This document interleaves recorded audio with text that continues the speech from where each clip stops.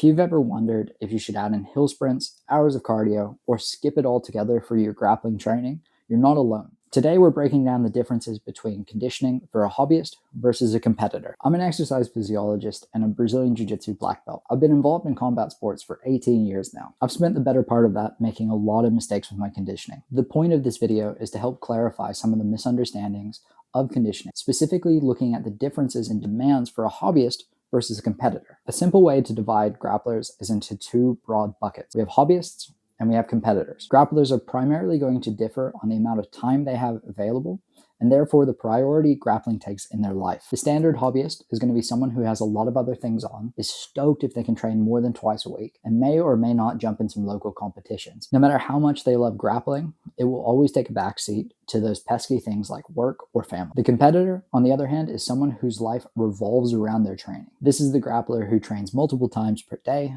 most days of the week, and only works when their bank account runs out from buying so many instructionals. The amount of time and energy that both of these grapplers have to devote to their training is vastly different. Therefore, their conditioning should also look different. I'm guessing that for most of us, the word conditioning fills our head with images of people slogging away on the treadmill or the bike for hours. That's not what conditioning should be. Personally, I think of conditioning as the specific targeted training designed at improving our energy systems for a particular sport or goal. The way our body powers work during exercise is through a molecule called ATP. Our three tightly integrated energy systems ensure that there are enough ATP present and that waste products are cleared away. When a muscle contracts, ATP is spent.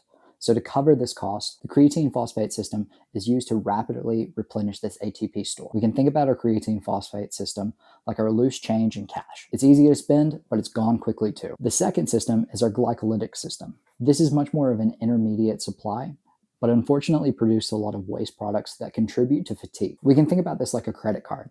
It's quick to spend, but unfortunately, interest will get us. Now, finally, we have the aerobic system, which is slow and steady. It can provide a lot of ATP, however, it takes much longer to do so. We can think about this like our weekly salary. It's much more of a stable source of income. In reality, these all work together, but at different rates depending on how hard we're working. In grappling and many other high-intensity sports, these all need to be developed to maximize our overall conditioning. Grappling requires several hard efforts broken up by periods of lower intensity activity. Each of these energy systems will play a role over the course of the match, ensuring that we're able to continue our work rate without falling apart. The hobbyist focus in training is pretty clear. They need to minimize the risk of avoidable injuries, build a strong aerobic system to support recovery, and do so in a time-efficient manner. Injuries are the biggest enemy to everyone's training, but some are unescapable. When I say reduce the risk of injuries, I'm not referring to the ones where you injure your knee because someone decided to cannonball you as they jump close guard. I'm referring to things that are more repeated stress injuries and things that seem to accumulate over our years of grappling. Our best bet here is to include resistance training and multiple movements across multiple planes of motion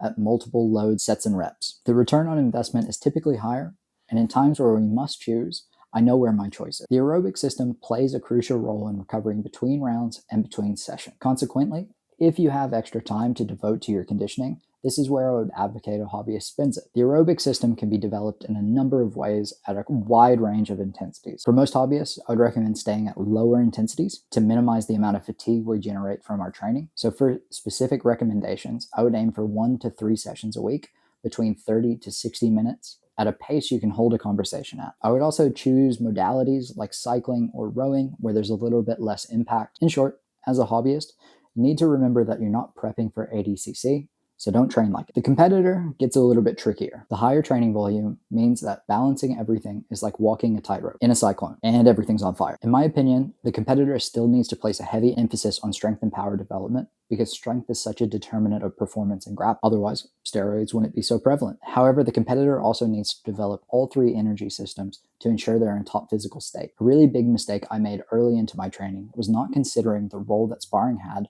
on my conditioning. The majority of our sparring happens at an intensity where we're working in a higher aerobic intensity and also recruiting the anaerobic system quite a bit. This means that we can likely exclude this style of training from our supplemental training because we're already getting this on the mats. Supplemental training should be devoted to developing the physical qualities that we're not currently getting in our other training. This means that we can focus our conditioning on two primary modes: super high intensity, high quality sprints, and lower intensity, easier cardio. Our short sprints are going to develop our anaerobic system, which will give us a better ability to scramble, work for explosive takedowns, or quickly work through a passing sequence. Usually these are going to be anywhere from 6 to 30 seconds, with around 6 to 10 times the rest. The aerobic work is going to be pretty similar to the hobbyist. However, intensity might creep up as the volume comes down as we approach competition. There are a few mistakes that might ruin your conditioning, and you should probably avoid. The first is just doing too much junk volume. Especially for the hobbyist, it's absolutely critical that you're very intentional how you spend your training time. Do just enough to see progress in the things that we spoke about before. Secondly, copying things that you saw professionals do and other things you saw on Instagram. It's important to realize that even if that program works for that professional, it works for them, and there's no guarantee that it will work for you. Training programs typically are not designed to be haphazardly mashed together to create some sort of Frankenstein's monster. The last major one I see is having no plan or progression. I've seen a lot of well-meaning grapplers trying to do their conditioning, however, they have no plan on how they're moving it forward. We gradually become accustomed to a particular dose of training, and we need to increase this over time. This is just like we would with our caffeine dose. I remember the first time that I had a pre-workout, I was certain my heart was going to explode. Now I can take a nap right after having 3 cups of coffee. This means that our training needs planned progressions